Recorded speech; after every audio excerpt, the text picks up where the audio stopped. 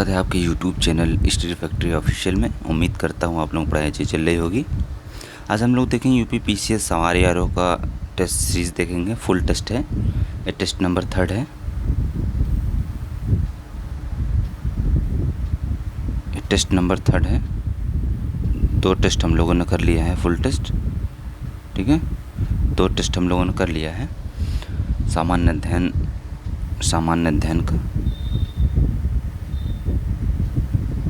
अध्ययन का मतलब जीएस फर्स्ट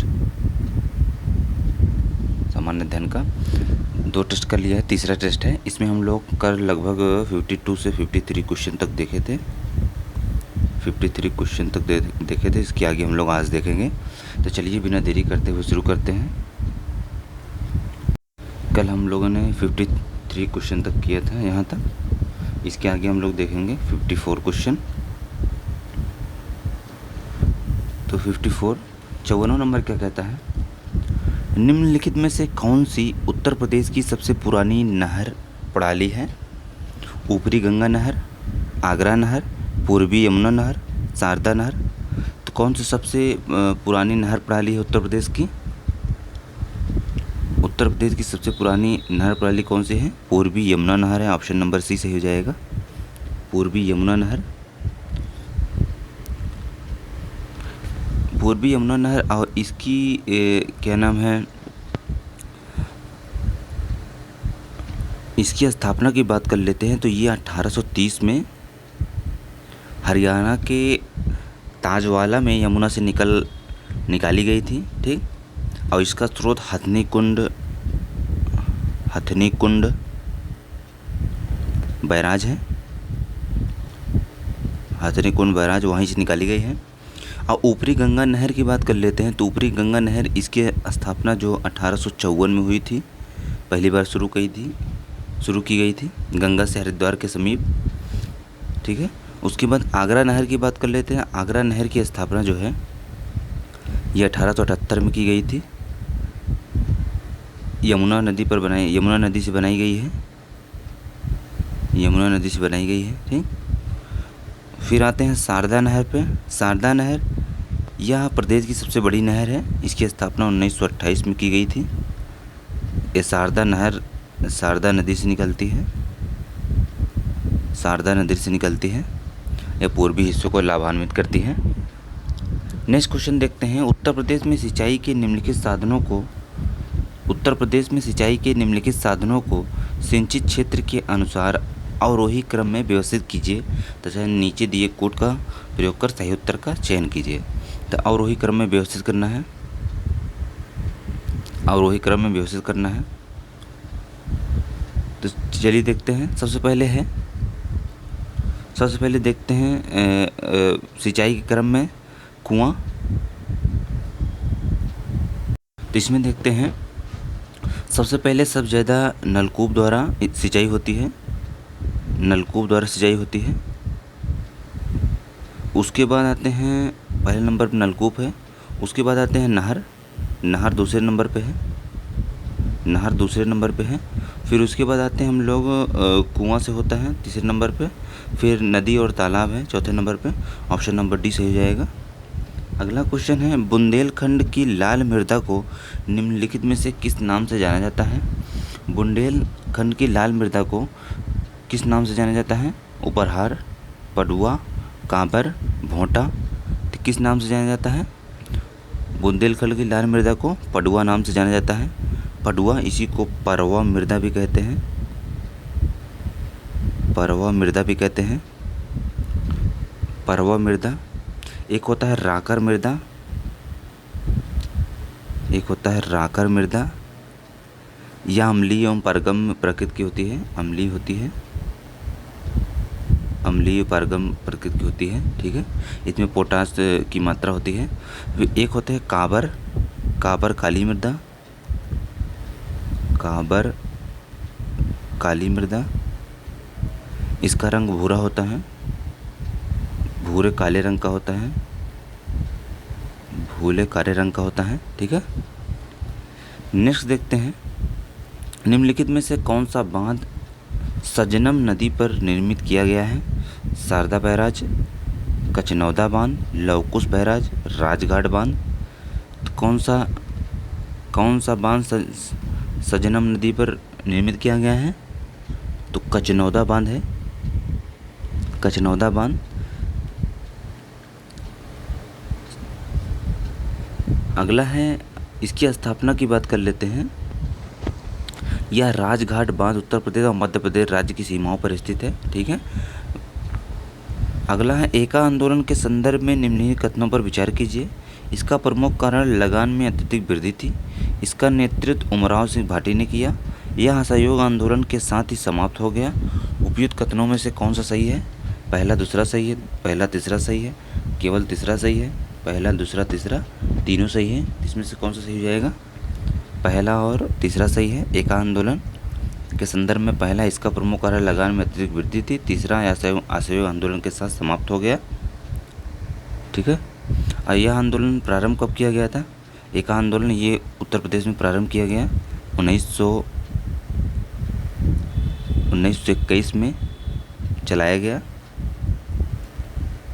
1921 में चलाया गया था। ठीक है। उत्तर प्रदेश के हरदोई,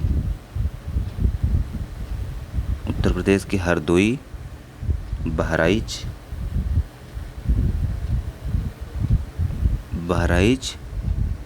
और सीतापुर जिलों में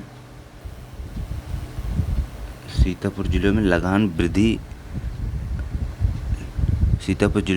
में वृद्धि और उपज के रूप में लगान वसूली को लेकर अवध किसान द्वारा चलाया गया था। ये अवध के किसानों द्वारा चलाया गया था।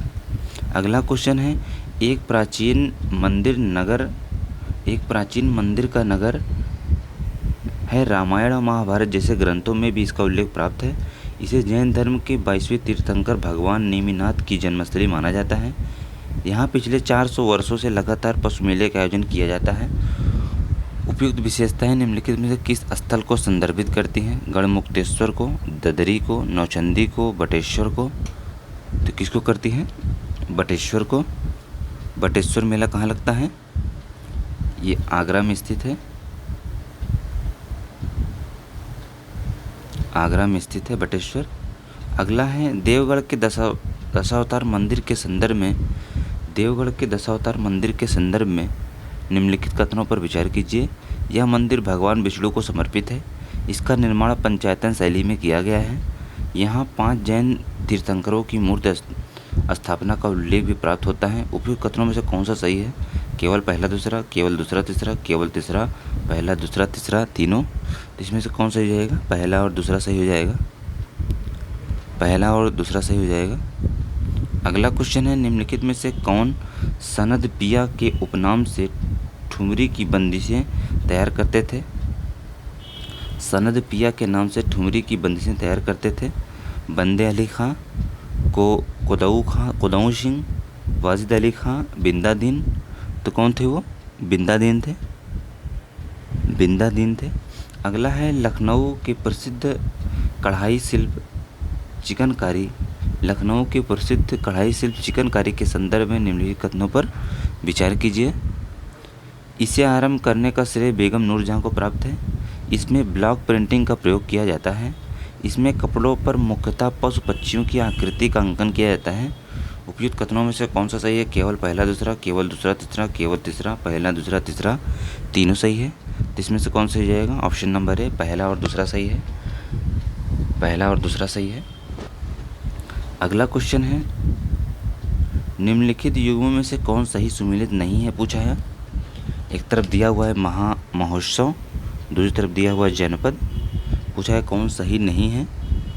तो कजरी महोत्सव मिर्ज़ापुर जनपद में, कल्की महोत्सव इटावा में नहीं, ये भी मिर्ज़ापुर जनपद में, सुलह कुल महोत्सव आगरा में सही है, आयुर्वेद महोत्सव झांसी ये भी सही है। तो पूछा है कौन सही सुमेलित नहीं है, तो ऑप्शन नंबर बी सही सुमेलित नहीं है। अगला है, उत्तर प्रदेश के निम्नलिखित में से किस जनपद में आर्द्रभूमि प्रतिशतता सर्वाधिक है?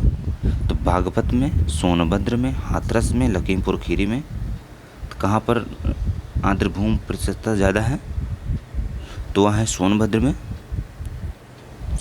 में लगभग 5.15%। अगला है स्वामी हरदास के संदर्भ में निम्नलिखित कथनों में से कौन सा कथन सही नहीं है। स्वामी हरदास के संदर्भ में निम्नलिखित कथनों में से कौन सा कथन सही नहीं है। उन्होंने सखी संप्रदाय की स्थापना की थी। उन्होंने तानसेन को दीपक राग की शिक्षा दी थी। इनका जन्म दिवस समारोह कृष्ण जन्माष्टमी के अवसर पर मथुरा में मनाया जाता है। इन्होंने ध्रुपद की डांगर वाणी का प्रारंभ किया। इसमें पूछा है कौन सा सही नहीं है, तो कौन सा सही नहीं है, option number C. Option number C सही नहीं है, बाकी सभी सही है। अगला है पटना पश्चिम बिहार उत्तर प्रदेश के निम्नलिखित में से किस जनपद में अवस्थित है। आगरा में, संत कबीर नगर, हरदोई, एटा। तो किस जनपद में स्थित है पटना पश्चिम बिहार? ये एटा में स्थित है। एटा में स्थित है। इसकी स्थापना 1991 में की गई थी।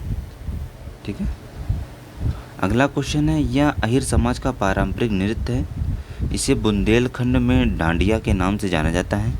इसमें नर्तक पारंपरिक परिधान में माथे पर मोरपंख और पट्टी तथा पैरों में घुंघरू बांधकर एक दूसरे पर डंडे से प्रहार करते हुए नृत्य करते हैं। उपयुक्त विशेषताएं उत्तर प्रदेश के निम्नलिखित में से किस लोक नृत्य को संदर्भित करती हैं? तो किस लोक नृत्य को संदर्भित करती हैं? मौनिया नृत्य, बरेदी नृत्य, कांडा नृत्य, ख्याल नृत्य। तो कौन सा सही जाएगा? ऑप्शन नंबर है, मौनिया नृत्य को संदर्भित करती हैं। मौनिया नृत्य, इसको पाई डंडा नृत्य भी कहा जाता है। पाई डंडा नृत्य भी कहा जाता है। ठीक है। और कन्हारा नृत्य की बात कर लेते हैं। तो बुंदेलखंड में धोबी समाज द्वारा मनाया जाता है। धोबी समाज द्वारा।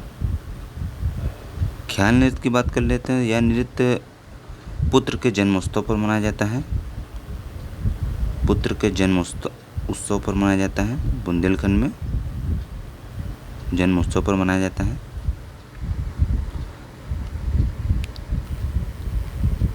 बरेदी नृत्य की बात कर लेते हैं। तो यह यादव समाज द्वारा मनाया जाता है बुंदेलखंड क्षेत्र में। यादव समाज द्वारा बुंदेलखंड क्षेत्र में मनाया जाता है दिवाली के अवसर पर।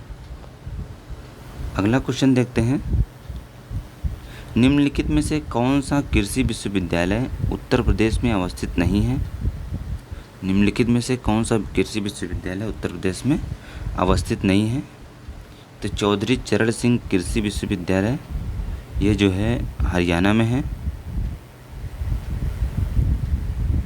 सरदार वल्लभ भाई पटेल कृषि प्रौद्योगिकी विश्वविद्यालय, ये मेरठ में है। चंद्रशेखर आज़ाद कृषि एवं प्रौद्योगिकी विश्वविद्यालय, ये कानपुर में है। आचार्य नरेंद्र देव कृषि एवं प्रौद्योगिकी विश्वविद्यालय, ये कुमारगंज में है, अयोध्या के पास है। तो पूछा है कौन उत्तर प्रदेश में स्थित नहीं है, तो ऑप्शन नंबर ए सही हो जाएगा। अगला क्वेश्चन है, उत्तर प्रदेश राज्य महिला आयोग के संदर्भ में निम्नलिखित कथनों पर विचार कीजिए। उत्तर प्रदेश राज्य महिला आयोग के संदर्भ में निम्नलिखित कथनों पर विचार कीजिए। इसका गठन राज्य महिला आयोग अधिनियम 1992 द्वारा वर्ष 1993 में किया गया।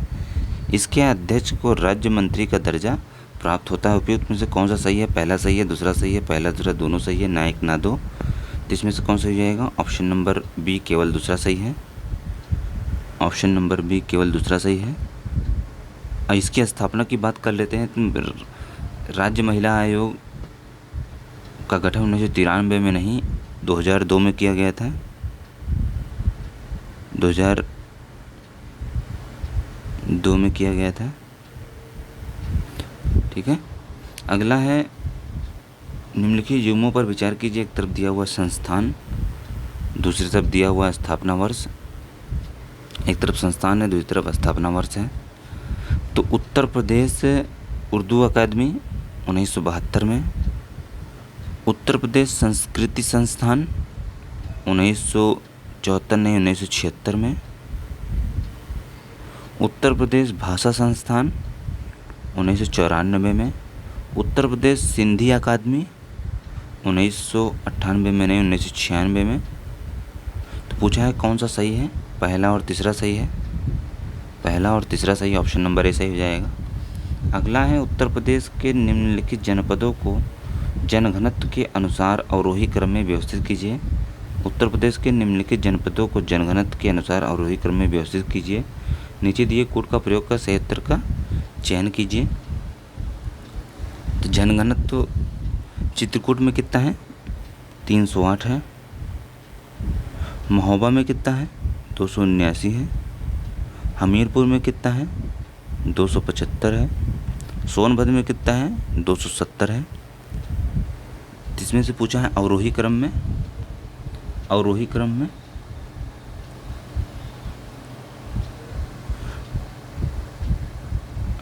क्रम में सबसे पहले चित्रकूट है। अवरोही मतलब घटते क्रम में चित्रकूट, उसके बाद आते हैं महोबा, महोबा के बाद आते हैं हमीरपुर, हमीरपुर के बाद सोनभद्र, ऑप्शन नंबर सी सही हो जाएगा।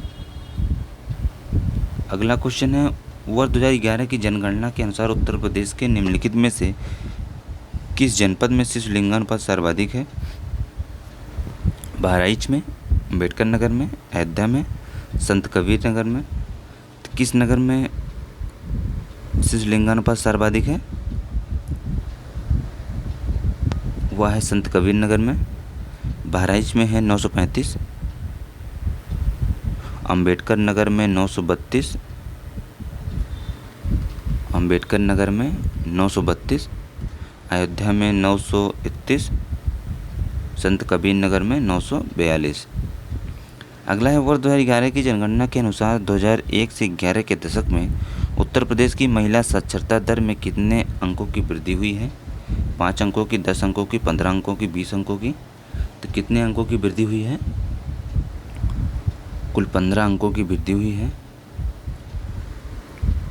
उत्तर प्रदेश की कुल साक्षरता दर की बात कर लेते हैं। 2011 की जनगणना के अनुसार उत्तर प्रदेश की कुल साक्षरता दर की बात कर लेते हैं। 67%, 7.7% उत्तर प्रदेश की कुल साक्षरता दर है, जिसमें से पुरुष साक्षरता दर 77.3% है और महिला साक्षरता दर 57.2% है। ठीक है। अगला है वर्ष 2011 की जनगणना के अनुसार निम्नलिखित युग्मों में से कौन सही सुमेलित नहीं है?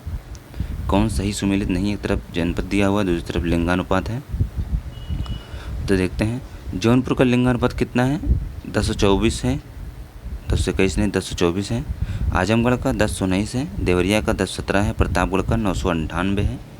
तो कौन सा सही जाएगा? ऑप्शन नंबर है। पूछा है कौन सुमेलित नहीं है। अगला है वर्ष 2011 की जनगणना के अनुसार उत्तर प्रदेश के निम्नलिखित जनपदों में अनुसूचित जनजाति जनसंख्या के आधार पर अवरोही क्रम में व्यवस्थित कीजिए तथा नीचे दिए कोड का प्रयोग कर सही उत्तर का चयन कीजिए। तो अनुसूचित जनजाति जनसंख्या सबसे पहले देखते हैं। कुशीनगर में कितनी जनसंख्या है? 80,000 अनुसूचित जनजाति है, 80,269। उसके बाद देखते हैं देवरिया। देवरिया में कितना है? 1,09,894। उसके बाद देखते हैं बलिया में। बलिया में कितनी जनसंख्या है?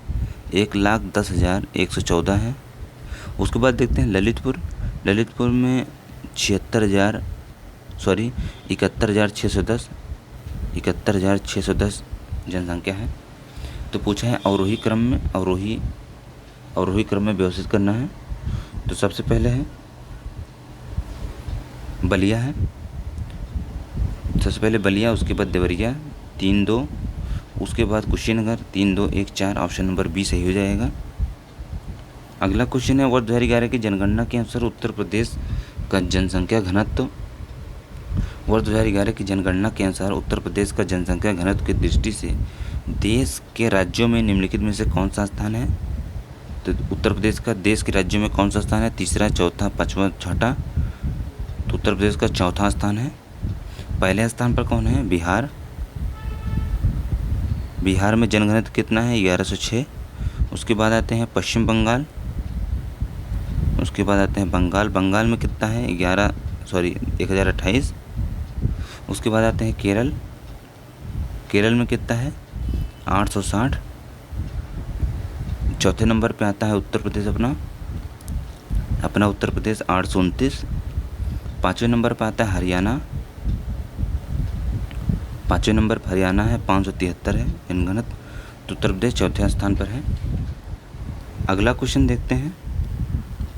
वर्ष 2011 की जनगणना के अनुसार उत्तर प्रदेश के निम्नलिखित में से किस जनपद की दशकीय जनसंख्या वृद्धि न्यूनतम दर किस जनपद की दशकीय जनसंख्या वृद्धि दर न्यूनतम है? बलरामपुर, कानपुर नगर, देवरिया, बहराइच।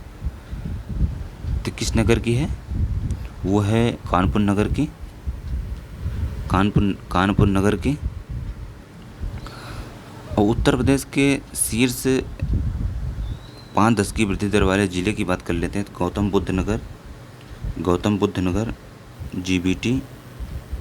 GBN गौतम बुद्ध नगर, इसकी वृद्धि दर है 49.1%। फिर उसके बाद आते हैं गाजियाबाद, इसकी 41.3% है। ठीक। अगला क्वेश्चन है, वर्ष 2011 की जनगणना के अनुसार निम्नलिखित में से कौन सा उत्तर प्रदेश की सर्वाधिक महिला साक्षरता वाले जनपदों का सही अवरोही क्रम है?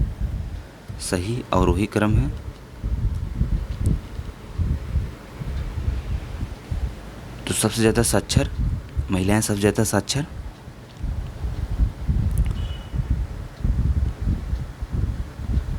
सबसे पहले सबसे ज़्यादा साक्षर अगर बात कर लेते हैं तो कानपुर नगर में है। कानपुर नगर में महिला साक्षर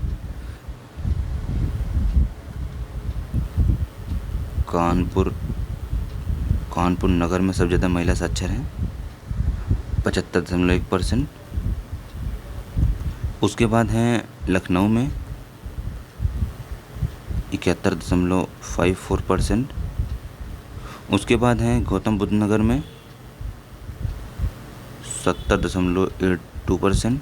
उसके बाद है औरैया में 70.61%। उसके बाद है गाजियाबाद में 69.8%।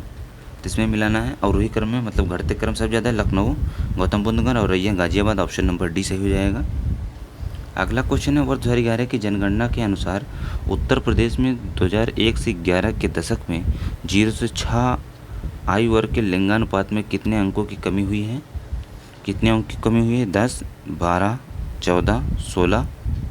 तो कितने अंकों की हुई है? 14 अंकों की हुई है। अगला है, वर्ष 2011 की जनगणना के अनुसार उत्तर प्रदेश के निम्नलिखित जनपदों को नगरीकरण प्रतिशत के आधार पर आरोही क्रम में व्यवस्थित कीजिए तथा नीचे दिए कोड का प्रयोग कर सही उत्तर का चयन कीजिए। गौतम बुद्ध नगर, कानपुर नगर, लखनऊ, गाजियाबाद। तो नगरीकरण प्रतिशतता में सबसे ज़्यादा नगरीकृत गौतम बुद्ध नगर है, 59.12%। उसके बाद कानपुर नगर 65.83%। फिर उसके बाद है लखनऊ 66.21%। उसके बाद गाजियाबाद है 67.6%। तो आरोही क्रम में व्यवस्थित करना है, मतलब बढ़ते क्रम में। तो सबसे पहले गाजियाबाद, उसके बाद कानपुर नगर, उसके बाद लखनऊ, उसके बाद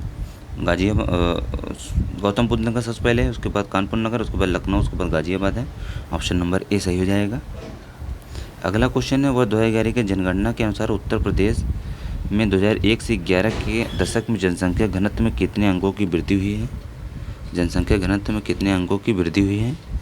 तो कितने अंकों की वृद्धि हुई है? 133, 136, 139, 142। तो कुल 139 अंकों की वृद्धि हुई है। 139 अंकों की वृद्धि हुई है। अगला है, वर्ष 2011 की जनगणना के अनुसार उत्तर प्रदेश के निम्नलिखित में से किस जिले में अनुसूचित जनजाति जनसंख्या न्यूनतम है? कन्नौज में, बदायूं में, बागपत में, कासगंज में। तो कहाँ पे न्यूनतम है? बागपत में है। और उत्तर प्रदेश में सर्वाधिक अनुसूचित जनजाति की जनसंख्या वाले जिलों की बात कर लेते हैं। तो सबसे ज़्यादा सोनभद्र, फिर बलिया, फिर देवरिया, फिर कुशीनगर, फिर ललितपुर है। और उत्तर प्रदेश में न्यूनतम अनुसूचित जनजाति जनसंख्या वाले जिलों की बात कर लेते हैं। सबसे कम है बागपत में, फिर कन्नौज, फिर बदायूं, फिर एटा, औरैया, फिर कासगंज में है। ठीक है, सबसे कम, सबसे ज़्यादा है, सबसे कम है। अगला क्वेश्चन देखते हैं। वर्ष 2011 की जनगणना के अनुसार 2001 और 11 के दशक में उत्तर प्रदेश की औसत दशकीय वृद्धि दर निम्नलिखित में से कितनी है? औसत दशकीय वृद्धि दर निम्नलिखित में से कितनी है? 28.82, 20.22, 17.5, 15.25। कितनी रही है? 20.22 रही है। उत्तर प्रदेश की औसत दशकीय वृद्धि दर 20.2 रही है। और राष्ट्रीय औसत वृद्धि दर की बात कर लेते हैं, 17.7% रही है। राष्ट्रीय जो है 17.7% रही है। ठीक है।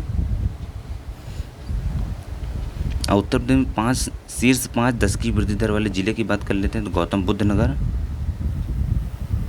बुद्ध नगर सबसे पहले है। उसके बाद गाजियाबाद है, उसके बाद श्रावस्ती है, उसके बाद बहराइच है, उसके बाद बलरामपुर है।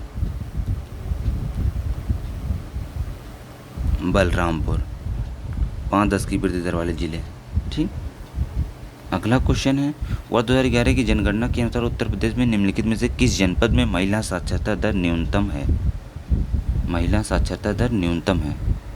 तो किस जिले में? बदायूं में, रामपुर में, बलरामपुर में, श्रावस्ती में। तो किस जिले में महिला साक्षरता न्यूनतम है?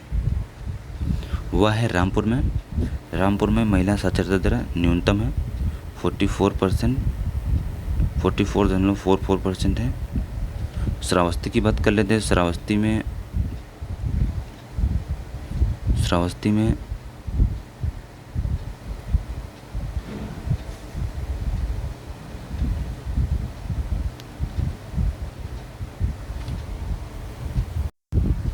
इसमें हो जाएगा श्रावस्ती का सबसे कम है, 34.8% है। बदायूं का कितना है? 40.1% है। ठीक। बलरामपुर का कितना है? 38.43% है। तो इसमें पूछा है महिला साक्षरता दर न्यूनतम किस में? सबसे कम है श्रावस्ती में। ऑप्शन नंबर डी सही हो जाएगा। अगला क्वेश्चन है, वर्ष 2011 की जनगणना के अनुसार उत्तर प्रदेश के निम्नलिखित में से किस जनपद में ग्रामीण जनसंख्या सर्वाधिक है? इसमें पूछा महिला साक्षरता दर न्यूनतम सबसे कम श्रावस्ती में है। इसमें पूछा है ग्रामीण जनसंख्या सर्वाधिक आजमगढ़, जौनपुर, सीतापुर, गोरखपुर। तो ग्रामीण जनसंख्या सर्वाधिक कहाँ पे है? आजमगढ़ में है। ऑप्शन नंबर ए सही हो जाएगा। अगला है, वर्ष 2011 की जनगणना के अनुसार उत्तर प्रदेश में 0 से 6 वर्ष आयु के वर्ग में लिंगानुपात में कितना है? वर्ष 2011 की जनगणना के अनुसार उत्तर प्रदेश में 0 से 6 वर्ष आयु वर्ग के में लिंगानुपात निम्नलिखित में से कितना है? तो कितना है? 902, 906, 912, 917। तो 902 है। ऑप्शन नंबर ए सही हो जाएगा। 902 है, जो कि 2001 में ये 916 हुआ करता था। ठीक है। अगला क्वेश्चन है, उत्तर प्रदेश के निम्नलिखित जनपदों को क्षेत्रफल के आरोही क्रम में व्यवस्थित कीजिए तथा नीचे दिए कोड का प्रयोग कर सही उत्तर का चयन कीजिए। तो सबसे पहले गाजियाबाद देखते हैं। गाजियाबाद कितने वर्ग किलोमीटर में है? इसका क्षेत्रफल 910 वर्ग किलोमीटर। फिर उसके बाद आते हैं हम लोग गाजियाबाद के बाद भदोही आते हैं। गाजियाबाद के बाद शामली आते हैं। शामली में 1212 वर्ग किलोमीटर है। उसके बाद आते हैं भदोही 1015 वर्ग किलोमीटर है। उसके बाद आते हैं बागपत 1312 है। तो इसमें से कहा आरोही क्रम में, मतलब बढ़ते क्रम में, तो सबसे पहले गाजियाबाद आ जाएगा। गाजियाबाद के बाद भदोही आ जाएगा। गाजियाबाद के बाद भदोही 1 और 3। उसके बाद आ जाएगा शामली। उसके बाद आ जाएगा बागपत। ऑप्शन नंबर सी सही हो जाएगा इसका। अगला है, वर्ष 2011 की जनगणना के अनुसार उत्तर प्रदेश के निम्नलिखित में से किस जनपद में लिंगानुपात न्यूनतम है? गौतम बुद्ध नगर, कानपुर नगर, औरैया, हमीरपुर। तो किस में लिंगानुपात न्यूनतम है? वो है गौतम बुद्ध नगर में। लिंगानुपात न्यूनतम है।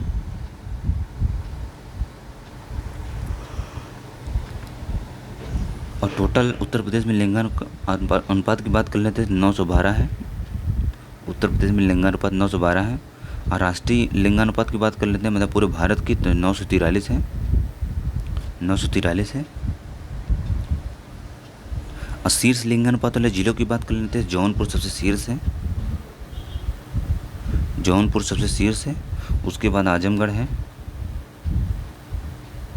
उसके बाद आजमगढ़ है। फिर उसके बाद देवरिया है। ठीक है। अगला क्वेश्चन है, वर्ष 2011 की जनगणना के अनुसार उत्तर प्रदेश के निम्नलिखित में से किस जनपद में अनुसूचित जाति प्रतिशतता सर्वाधिक है? कौशाम्बी में, सीतापुर में, हरदोई में, उन्नाव में। तो पूछा है अनुसूचित जाति प्रतिशतता सर्वाधिक है, कहाँ पे है? कौशाम्बी में है। ऑप्शन नंबर ए सही हो जाएगा। अगला है, वर्ष 2011 की जनगणना के अनुसार उत्तर प्रदेश में 2001 से 11 के दशक में 10 की जनसंख्या वृद्धि दर निम्नलिखित में से कितने अंकों की गिरावट हुई है? 1.85%, 5.63%, 7.735%, 10.32%। तो कितने परसेंट की वृद्धि रही है जनसंख्या में? जनसंख्या 10 की वृद्धि दर में निम्नलिखित में कितने अंकों की गिरावट रही है? गिरावट पूछा है, तो रही है 5.63% की। 5.63% गिरावट रही है। अगला है, हाल ही में राष्ट्रपति द्वारा 3 आपराधिक संहिता विधेयकों को मंजूरी प्रदान की गई। इनमें से एक भारतीय दंड संहिता द्वितीय संहिता 2023 में निम्नलिखित में किसका स्थान लेगी? दंड प्रक्रिया संहिता 1973, भारतीय साक्ष्य अधिनियम 1872, भारतीय दंड संहिता 1860, भारतीय न्याय संहिता 1830। तो किसका स्थान लेगी? दंड संहिता 1973 का। दंड संहिता 1973 का स्थान लेगी। अगला है, वह 2023 में फोर्ब्स द्वारा जारी विश्व की सबसे ताकतवर महिलाओं की सूची में निम्नलिखित में से किसे स्थान प्राप्त है? तो किसे प्राप्त है? Kamala Harris, Christine Lagarde, Ursula von der Leyen, Giorgia Meloni. तो किसको मिला है? Option number C, Ursula von der Leyen को मिला है प्रथम स्थान।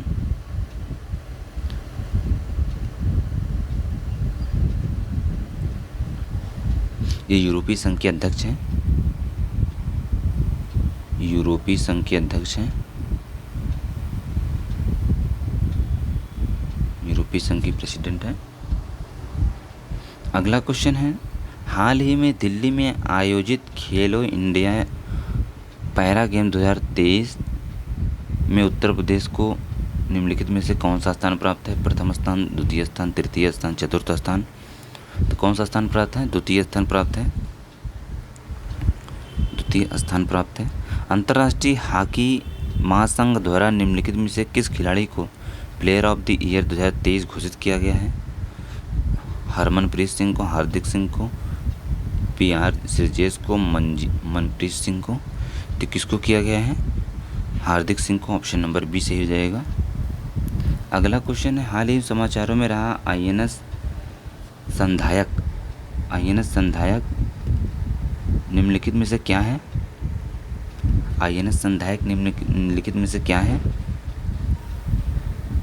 तेज गति से हमला करने वाले जलपोत, स्वदेश निर्मित सबसे बड़ा सर्वेक्षण पोत, स्वदेश निर्मित विमान पोतवाहक, स्वदेश निर्मित पनडुब्बी रोधी युद्धपोत। तो क्या है वो?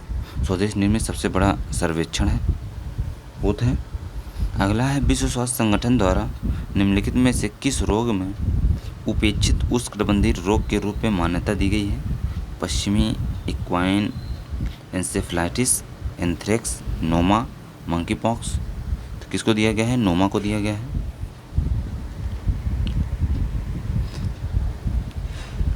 अब विश्व उपेक्षित उष्णकटिबंधीय रोग दिवस कब मनाया जाता है? 30 जनवरी को मनाया जाता है। 30 जनवरी को मनाया जाता है विश्व उपेक्षित उष्णकटिबंधीय रोग दिवस, 30 जनवरी को। विश्व बैंक की migration and development brief report 2023 के अनुसार निम्नलिखित देशों को विदेशों से संप्रेषित धन प्राप्ति के अनुसार अवरोही क्रम में व्यवस्थित कीजिए। अवरोही क्रम मतलब घटते क्रम में व्यवस्थित कीजिए। तो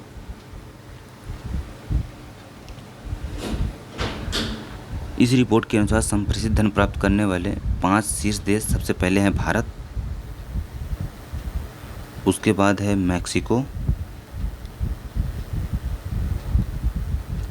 उसके बाद है चीन, उसके बाद है फिलीपींस, उसके बाद है मिस्र। तो कौन सा ऑप्शन सही हो जाएगा? ऑप्शन नंबर सी सही हो जाएगा, पहला, तीसरा, दूसरा, चौथा। अगला क्वेश्चन, अमेरिकी पत्रिका टाइम्स ने हाल ही में किसे time person of the year 2023 घोषित किया? तो time person of the year 2023 किसे घोषित किया? सैम एल्टमैन को, लियोनेल मेसी को, टेलर स्विफ्ट को, ड्रू विसमैन को। तो किसे घोषित किया? टेलर स्विफ्ट को। हाल ही में समाचारों में रहा जाम्बी डियर नामक रोग विश्व के निम्नलिखित में से किस क्षेत्र में प्रसारित हो रहा है? जाम्बी यूरोप में, दक्षिण पूर्व एशिया में, संयुक्त राज्य अमेरिका में, ऑस्ट्रेलिया में। तो कहाँ हो रहा है? संयुक्त राज्य अमेरिका में हो रहा है। अगला क्वेश्चन है 100वां नंबर, निम्नलिखित में से कौन 1 दिसंबर 2023 को मनाया गया विश्व एड्स दिवस की थीम थी? विश्व एड्स दिवस की थीम क्या थी? हम एड्स का अंत कर सकते हैं, देखभाल अंतर को समाप्त करें, सभी के लिए स्वास्थ्य, समुदाय को नेतृत्व करने दें। तो कौन सा हो जाएगा? ऑप्शन नंबर डी, विश्व एड्स दिवस की थीम समुदाय को नेतृत्व दें। उसके बाद आते हैं हम लोग 101वें नंबर पे, राष्ट्रीय राजमार्ग संख्या 44 जो श्रीनगर को कन्याकुमारी से जोड़ता है, उत्तर प्रदेश के निम्नलिखित में से किस जनपद से होकर गुजरता है? झांसी से, मथुरा से, जालौन से, ललितपुर से। 1 2 सही है, 3 4 सही है, 1 2 4 सही है, 1 2 3 4 चारों सही है। तो इसमें से कौन सही जाएगा? 1 2 4 सही है। झांसी से गुजर जाता है, मथुरा से, ललितपुर से, झांसी से, मथुरा से, ललितपुर से। और आगरा से गुजरता है, उत्तर प्रदेश के आगरा से, जालौन से नहीं गुजरता। अगला है, निम्नलिखित युगों में से कौन सही सुमेलित नहीं है? एक तरफ वर्तमान नाम दिया हुआ है, एक तरफ प्राचीन नाम दिया हुआ है। तो अयोध्या अजस्य था, बरसाना का ब्रह्मसारणी था, झांसी का बलवंत नगर था, मथुरा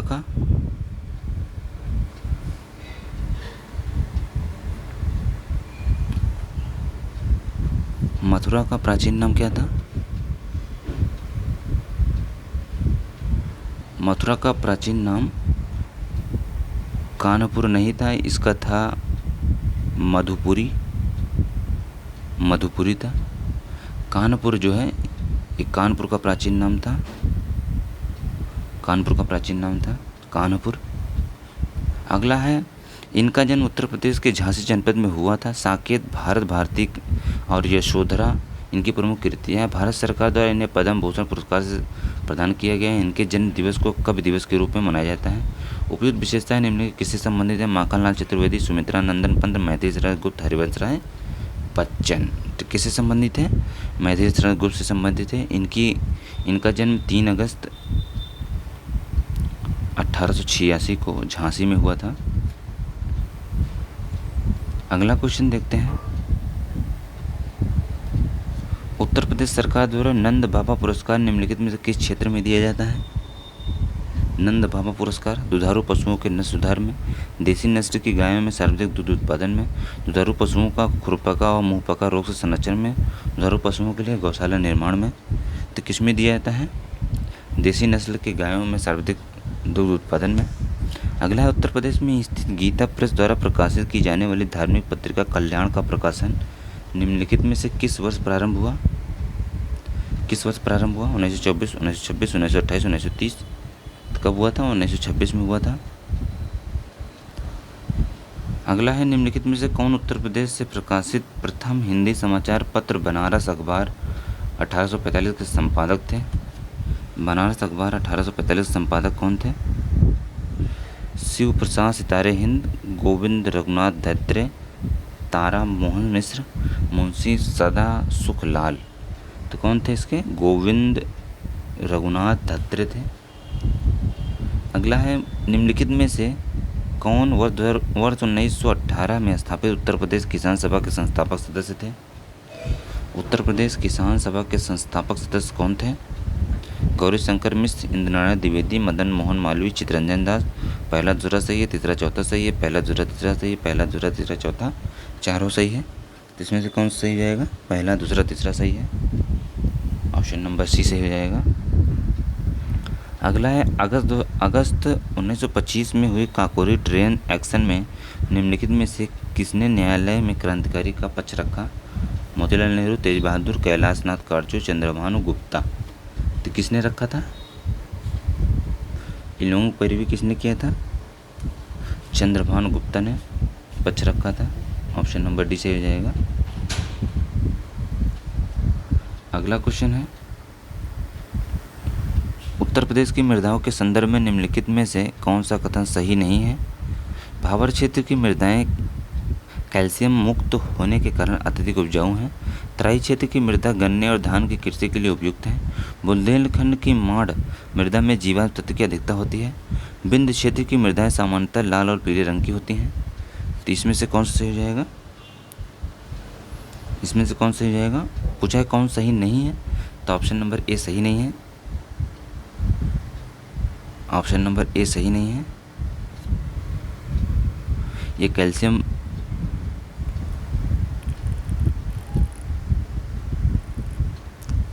युक्त होने के कारण उपजाऊ नहीं है। ठीक है। अगला क्वेश्चन है, एशिया का पहला डीएनए बैंक उत्तर प्रदेश के निम्नलिखित में से किस नगर में स्थापित किया गया है? एशिया का पहला डीएनए बैंक प्रयागराज, वाराणसी, लखनऊ, गौतम बुद्ध नगर। तो कहाँ किया गया है? लखनऊ में किया गया। ऑप्शन नंबर सी सही हो जाएगा। अगला है, निम्नलिखित में से कौन सही सुमेलित नहीं है? एक तरफ मेला दिया हुआ है, दूसरी तरफ जनपद दिया हुआ है। तो ढाई घाट मेला ये कहाँ आयोजित किया जाता है? ढाई घाट मेला ये जो है फर्रुखाबाद में नहीं, शाहजहाँपुर में आयोजित किया जाता है। शाहजहाँपुर में। नककटैया मेला बनारस में। बरिया घाट हरदोई में। देवाश्री बाराबंकी में। ऑप्शन नंबर ए सही हो जाएगा। इंदिरा गांधी नक्षत्रशाला उत्तर प्रदेश के निम्नलिखित में से किस जनपद में अवस्थित है? इंदिरा गांधी नक्षत्रशाला रामपुर, गोरखपुर, प्रयागराज, लखनऊ। तो कहाँ स्थित है? लखनऊ में स्थित है। ऑप्शन नंबर डी सही हो जाएगा। अगला है, अभिकथन है और कारण दिया हुआ है। अभिकथन क्या कहता है? उत्तर प्रदेश के तराई क्षेत्र में दलदल के मैदान पाए जाते हैं। कारण क्या है? उत्तर प्रदेश के तराई क्षेत्र में वर्षा अधिक होती है। तो कौन सा सही हो जाएगा? ए आर दोनों से आर की व्याख्या करता है। ऑप्शन नंबर ए सही हो जाएगा।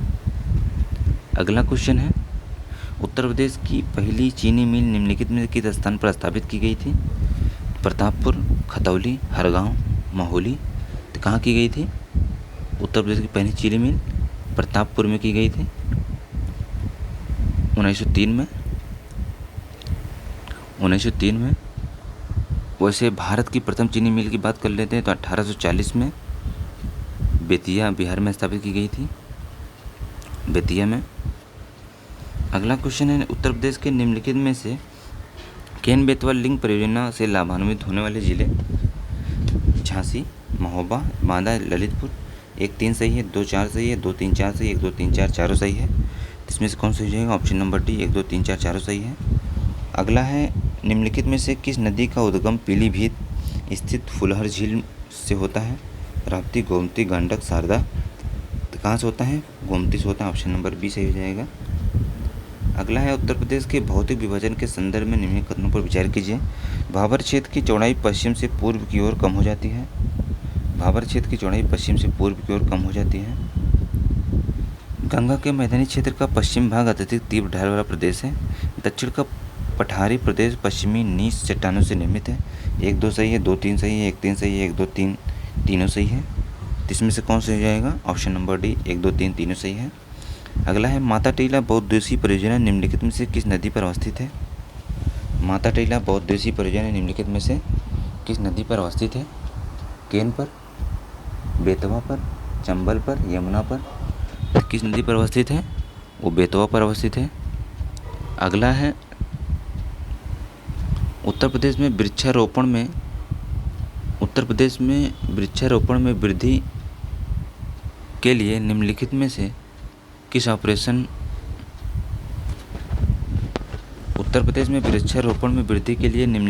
ऑपरेशन ग्रीन को प्रारंभ किया गया? किस वर्ष?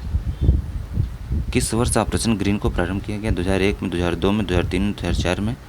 तो किस वर्ष प्रारंभ किया गया? 2001 में प्रारंभ किया गया, 1 जुलाई 2001 को। अगला है युग्मों पर विचार कीजिए। एक तरफ संस्थान है, दूसरी तरफ जनपद है। सबसे पहले देखते हैं वीवी गिरी राष्ट्रीय श्रम संस्थान। वीवी गिरी राष्ट्रीय श्रम संस्थान ये कहाँ स्थित है? वीवी गिरी राष्ट्रीय श्रम संस्थान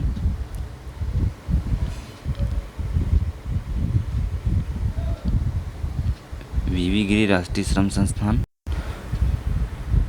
वीवी गिरी राष्ट्रीय श्रम संस्थान ये गाजियाबाद, ये उत्तर प्रदेश में स्थित है, नोएडा में। ठीक, नोएडा में स्थित है। और राष्ट्रीय बीज अनुसंधान संस्थान ये लखनऊ में नहीं है, वाराणसी में है। भारतीय सब्जी अनुसंधान संस्थान वाराणसी में है। केंद्रीय पक्षी अनुसंधान बरेली में है। तो पहला, तीसरा, चौथा, जिसमें से पहला, तीसरा, चौथा ऑप्शन नहीं है, तो इसमें पहला, तीसरा, चौथा कर दीजिए। पहला, तीसरा, चौथा सही है। अगला क्वेश्चन है निम्नलिखित में से किस केंद्र शासित प्रदेश की साक्षरता दर न्यूनतम है? पुडुचेरी, दिल्ली, चंडीगढ़, अंडमान निकोबार? तो किसकी है? पुडुचेरी की है साक्षरता दर न्यूनतम। साक्षरता दर न्यूनतम पुडुचेरी की है। अगला क्वेश्चन है वर्ष 2011 की जनगणना के अनुसार निम्नलिखित में से किस राज्य में अनुसूचित जनजाति प्रतिशतता सर्वाधिक है?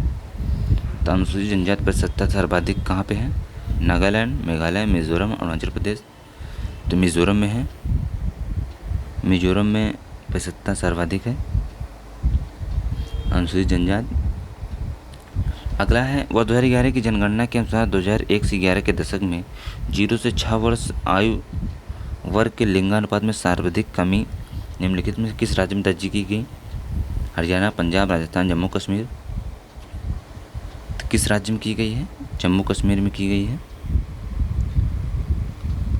अगला क्वेश्चन है पॉपुलेशन बॉम्ब नामक पुस्तक के लेखक कौन है? डेविड के Flowers, Auguste Comte, Paul Ehrlich, Arthur Lewis? तो कौन है? पॉल एलिच है। ऑप्शन नंबर सी सही हो जाएगा। अगला है निम्नलिखित में से किन देशों में नगरीय जनसंख्या का प्रतिशत भारत से सर्वाधिक है? पाकिस्तान, बांग्लादेश, ईरान, श्रीलंका और भूटान? 1, 2 सही है, 3, 4 सही है, 1, 2, 4 सही है, 2, 3, 4 सही है। इसमें कौन सा हो जाएगा? ऑप्शन नंबर सी 1, 2, 4 सही है। श्रीलंका नहीं है, पाकिस्तान, बांग्लादेश, भूटान है। अगला है भारत की जनगणना का कार्य निम्नलिखित में से किस अधिनियम के अंतर्गत कराया जाता है? जनगणना अधिनियम 1948, जनगणना अधिनियम 1949, जनगणना अधिनियम 1950, जनगणना अधिनियम 1951?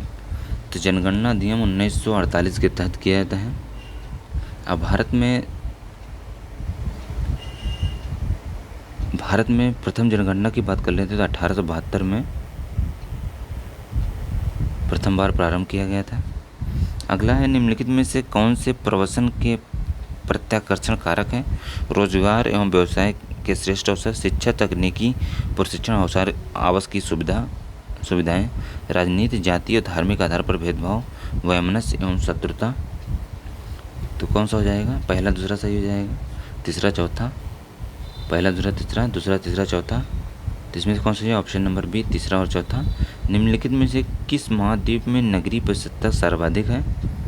एशिया में, यूरोप में, उत्तरी अमेरिका में, अफ्रीका में? तो यूरोप में नगरीय प्रतिशतता सर्वाधिक है। भारत में परिवार नियोजन कार्यक्रम निम्नलिखित में किस वर्ष प्रारंभ किया गया? 1952, 1956, 1960, 1964? किस वर्ष प्रारंभ किया गया? 1960 में प्रारंभ किया गया। अगला है निम्नलिखित में से कौन सी स्थिति जनसंख्या विस्फोट को अभिव्यक्त करती है? उच्च जन्म दर, निम्न जन्म दर, उच्च जन्म एवं निम्न मृत्यु दर, उच्च प्रजनन दर?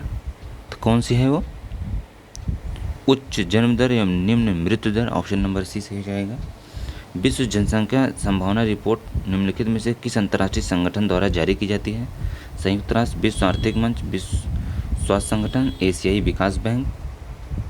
किस द्वारा जारी की जाती है? संयुक्त राष्ट्र संघ द्वारा।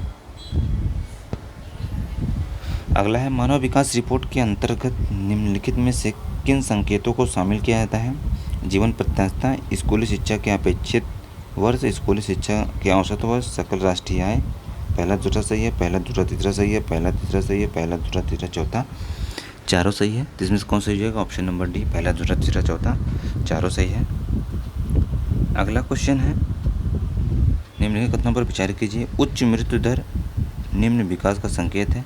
नवजात शिशु मृत्यु दर के अंतर्गत 6 माह से कम आयु के शिशुओं की मृत्यु दर की गणना की जाती है।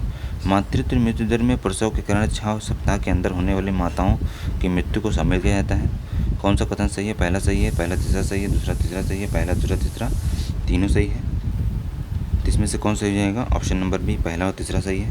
विश्व जनसंख्या दिवस निम्नलिखित में से किस तिथि को मनाया जाता है? 1 जुलाई, 11 जुलाई, 21 जुलाई, 31 जुलाई। तो विश्व जनसंख्या दिवस कब मनाया जाता है? 11 जुलाई को मनाया जाता है विश्व जनसंख्या दिवस। अगला है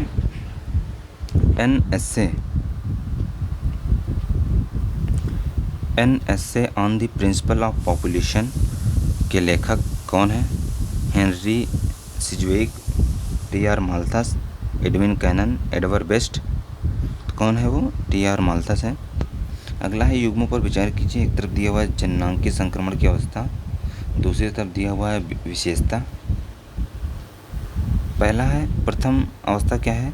जन्म दर एवं मृत्यु दर दोनों उच्च हो। द्वितीय अवस्था क्या है? जन्म दर अधिक किंतु मृत्यु दर कम हो। तृतीय अवस्था क्या है? जन्म दर एवं मृत्यु दर दोनों में कमी हो। चतुर्थ अवस्था क्या है? जन्म दर मृत्यु दर दोनों न्यूनतम हो। कौन सुमेलित है? पहला दूसरा तीसरा चौथा, पहला तीसरा चौथा, पहला दूसरा तीसरा चौथा। कौन सा सुमेलित है? ऑप्शन नंबर डी, पहला दूसरा तीसरा चौथा चारों सुमेलित है। अगला है माल्थस ने कृत्रिम साधनों से जनसंख्या नियंत्रण को निम्नलिखित में से क्या माना है? धर्म, अधर्म, पुण्य, साधन। तो क्या माना है इन्होंने? अधर्म माना है। अगला है निम्नलिखित कथनों पर विचार कीजिए। निम्नलिखित कथनों पर विचार कीजिए। जनगणना संघ सूची का विषय है। जनगणना का कार्य गृह मंत्रालय के अंतर्गत संपन्न किया जाता है। जनसंख्या नियोजन एवं परिवार नियोजन राज्य सूची के विषय में आता है। उपयुक्त कथनों में से कौन सा सही है? पहला सही है, पहला दूसरा सही है, दूसरा तीसरा सही है, पहला दूसरा तीसरा तीनों सही है। इसमें से कौन सही हो जाएगा? ऑप्शन नंबर बी, पहला और दूसरा सही है। अगला है निम्नलिखित में से जननांकी का जनक कहा जाता है। एल्टन बेनेट को, जोन्स फ्रैंकलिन को, क्लास होसेलमैन को, जॉन ग्रांट को। तो किसको कहा जाता है? जॉन ग्लान को कहा जाता है। अनुकूलतम जनसंख्या सिद्धांत के संदर्भ में निम्नलिखित कथनों पर विचार कीजिए। इस सिद्धांत का प्रतिपादन एडविन कैनन ने किया था। अनुकूलतम जनसंख्या वह जिस पर प्रति व्यक्ति राष्ट्रीय आय अधिकतम हो। पहला सही है, दूसरा सही है, पहला दूसरा दोनों सही है, ना एक ना दो। तो कौन सा सही हो जाएगा इसमें? ऑप्शन नंबर सी, पहला और दूसरा दोनों सही है। अगला क्वेश्चन देखते हैं। ऑक्सफोर्ड यूनिवर्सिटी प्रेस द्वारा निम्नलिखित में से किस शब्द को ऑक्सफोर्ड ऑफ ईयर 2023 चुना गया? ऑक्सफोर्ड ऑफ ईयर 2023 चुना गया, किसे चुना गया है? रिज को, हेलुसिनेट को, एआई को, एथनिक को। तो रिज को चुना गया है। रिज को चुना गया है। अगला है हाल ही में संसद ने 125 वर्ष पुराने निम्नलिखित में किस अधिनियम में परिवर्तन के लिए विधेयक पारित किया? भारतीय रेल अधिनियम, भारतीय डाक अधिनियम, भारतीय बैंकिंग बीमा अधिनियम, भारतीय जहाजरानी अधिनियम। तो किस में किया है? भारतीय डाक अधिनियम में। ऑप्शन नंबर बी सही हो जाएगा। अगला है हाल ही में निम्नलिखित में से किसे मिस अर्थ 2023 चुना गया? मिस अर्थ 2023 किसे चुना गया? दित्रा जीरा को, मीरा सुई को, यालाना मैरी इदुआना को, कोरा बैलोल्ट को, दित्रा जीरी को। ऑप्शन नंबर ए सही हो जाएगा। अगला है निम्नलिखित में से किसे शांति, निशस्त्रीकरण और विकास हेतु इंदिरा गांधी पुरस्कार 2023 से सम्मानित किया गया? तो किसे सम्मानित किया गया है? डेनियल बैरन बोइम एवं अली अबू अवाद को किया गया। ऑप्शन नंबर बी सही हो जाएगा। अगला है हाल ही में निम्नलिखित में किस देश ने तेल उत्पादक देश के संगठन ओपेक को छोड़ने का निर्णय लिया है? तो किसने लिया है? ओपेक को छोड़ने का नहीं है, अंगोला ने लिया है। ऑप्शन नंबर ए सही हो जाएगा। अगला क्वेश्चन है दिसंबर 2023 में बंगाल की खाड़ी में आए निम्नलिखित में से किस चक्रवाती तूफान के कारण आंध्र प्रदेश तमिलनाडु में भयंकर क्षति हुई है? तो उस तूफान का क्या नाम था? माईचौंग। ऑप्शन नंबर बी सही हो जाएगा, माईचौंग। हाल ही में भारत के निम्नलिखित में से किस टेनिस खिलाड़ी को टेनिस के इंटरनेशनल हॉल ऑफ फेम में शामिल किए जाने की घोषणा की गई है? तो किसे शामिल किए जाने की घोषणा की गई है? लिएंडर मेसी और विजय अमृतराज को। ऑप्शन नंबर सी सही हो जाएगा। अगला है, हाल ही में मेघालय के उमरोई में संयुक्त विशेष सशस्त्र बल अभ्यास वज्र प्रहार संपन्न हुआ। इस अभ्यास में निम्नलिखित में किस देश की सेनाओं ने भाग लिया? वज्र प्रहार में अमेरिका और भारत की सेनाओं ने भाग लिया। Option number B. यूरोप के निम्नलिखित में से किस देश ने दिसंबर 2023 में चीन के बेल्ट एंड रोड इनिशिएटिव परियोजना से बाहर होने की घोषणा की है? तो किस देश ने बाहर होने की घोषणा की है? इटली ने की है। Option number A. अगला है, हाल ही में हरमनप्रीत कौर के नेतृत्व वाली भारतीय महिला क्रिकेट टीम ने निम्नलिखित में से किस देश में टेस्ट मैच में रनों की दृष्टि से सबसे अधिक अंतर से पराजित किया? तो किसे पराजित किया? इंग्लैंड को पराजित किया। Option number D. इस तरीके से हम लोगों ने सामान्य अध्ययन जीएस फुल टेस्ट नंबर 3 को कंप्लीट किया। उम्मीद करता हूँ वीडियो पसंद आए। वीडियो को लाइक कीजिए, चैनल को सब्सक्राइब कीजिए। इसकी पीडीएफ के लिए आप टेलीग्राम चैनल ज्वाइन कर सकते हैं। अब नेक्स्ट टेस्ट हम लोग नेक्स्ट वीडियो में देखेंगे। धन्यवाद।